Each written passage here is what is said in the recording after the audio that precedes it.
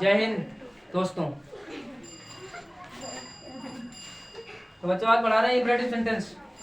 देखते हैं imperative sentence क्या बताते हैं।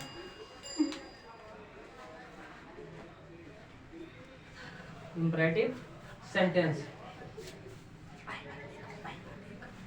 Imperative sentence. इंपरेटिव सेंटेंस वो टेंस होते हैं जिनमें आज्ञा परामर्श, जिससे हम इंग्लिश को स्पीक कर सकते हैं, अर्थात इंग्लिश बोलना सीख सकते हैं। कुछ ऐसे वाक्य होते हैं, पहले सिंपल इंपरेटिव आएगा, उसके बाद कृपया, काइंडली, ये सब ऑर्डर्ड, ये इंपरेटिव आएगा। उसके बाद लेट का प्रयोग इंपरेटिव में होता है। तो कई प्रकार से मुख्यतः इंपरेटिव को कम से कम 4 या 5 टाइप से हम लोग बनाते हैं। कभी कभी वाक्य में होता है, वो कहता है कि ऐसा काम मत करो, ऐसा काम मत करो, तो इस तरीके से यहाँ पर डोंट का प्रयोग होता है, डू नॉट का भी प्रयोग करते हैं। तो आइए देखते हैं पहला सिंपल इंपरेटिव। डालिए heading simple imperative. Simple imperative, simple imperative.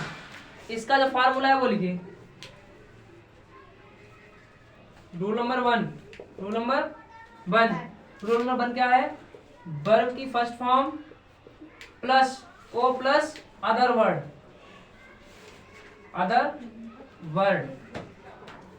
Important formula है, ठीक है, इंपॉर्टेंट फार्मूला। इस फार्मूले को अगर याद किया तो इंपरेटिव बनाने में कोई दिक्कत नहीं होगी। जैसे आइए हम देखते हैं कुछ एग्जांपल्स।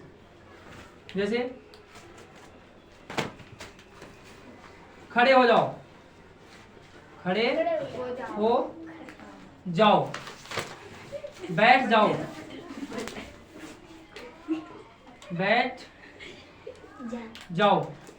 सिंपल सा इसमें दिखा रहा है, सिर्फ क्या कर रहा है, वर्ब की फर्स्ट फॉर्म प्लस ऑब्जेक्ट, दो ही काम कर रहे हैं। ऑब्जेक्ट, अब ऑब्जेक्ट कोई ना कोई तो है जिससे कहा जा रहा है कि खड़े हो जाओ या बैठ जाओ, ठीक है। जैसे कहा जाए दरवाजा खोलो, दरवाजा खोलो, ठीक है। पानी पियो, जैसे एक वाक्य और देखो, पानी पियो। अब सबसे बड़ी प्रॉब्लम ये है, शांत बैठ जाओ। सबसे बड़ी प्रॉब्लम क्या है? सबसे बड़ी प्रॉब्लम ये है कि हमें वाक्य तो दिख रहा है सिंपल सा, लेकिन ये समझ में नहीं आ रहा कि वाक्य बनेगा कैसे। अब वर्ब की फर्स्ट फॉर्म प्लस वो कुछ करना ही नहीं था। तो ऐसे ही इंपरेटिव सेंटेंस को हम स्पीकिंग सेंटेंस कहते हैं। इससे बहुत आसानी से हम स्पीकिंग करना सीख सकते हैं। जैसे पहला एग्जांपल है, खड़े हो जाओ, सीधे क्या कहना है, हमें वर्ब काम करना है। अब किससे कहा गया ये तो नहीं पता, लेकिन कोई ना कोई ऑब्जेक्ट है जो छिपा रहता है, जो सब्जेक्ट इसमें यू हमेशा छिपा रहता है। जब किसी से कहा जाएगा खड़े हो जाओ तो कोई तो सामने होगा उसके, तो इसीलिए इस वाक्य में यू छिपा रहता है, लेकिन काम दूसरे के लिए ही किया जाता है। ऐसे हमने कहा खड़े हो जाओ तो सीधे बन जाएगा stand up, stand up, stand up, खड़े हो जाओ। अब अगला वाक्य देखो, उसने कहा बैठ जाओ, तो बैठने की बैठ जाओ, अब सीधे बैठ जाओ। सिंपल सी बात रख लो कि बैठने के लिए अगर किसी से कहा जाएगा तो क्या बैठने के लिए वो स्वयं थोड़ी बैठेगा, जो कह रहा वो नहीं बैठेगा। इसका मतलब है कि कोई सब्जेक्ट उसके सामने है, वो सब्जेक्ट कौन होता है, यू, और यू माने क्या होता है, तुम। तो जो यू होता है वो हमेशा वाक्य में छिपा रहता है, और वर्ब की first form object and other word के साथ कार्य करते हैं। जैसे देखिए, बैठ जाओ, सिट डाउन, सिट डाउन। उसने कहा दरवाजा खोलो, दरवाजा खोलो।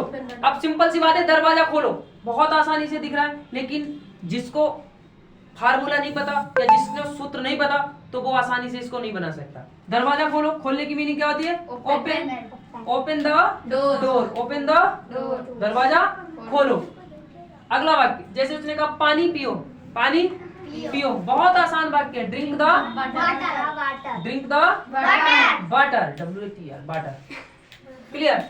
इस तरीके से बड़े आसानी से हम इंपरेटिव सेंटेंस को बना सकते हैं अगर ये फार्मूला तुम्हें पता है। फार्मूला क्या है, वर्ब की first form plus O plus other word. ऐसे ही अगला जब हम रूल देखेंगे, अगले फार्मूले पे आएंगे तो इन्हीं को बताएंगे कि दरवाजा मत खोलो, काम मत करो, तो उसमें आएगा don't, don't, don't do work या डू नॉट वर्क। दरवाजा मत खोलो, do not open the door, वहां मत जाओ, do not go to there, यहां मत बैठो, डू नॉट सिट हियर। इस तरीके से डोंट का भी हम प्रयोग कर सकते हैं। थैंक्स, धन्यवाद। ठीक है।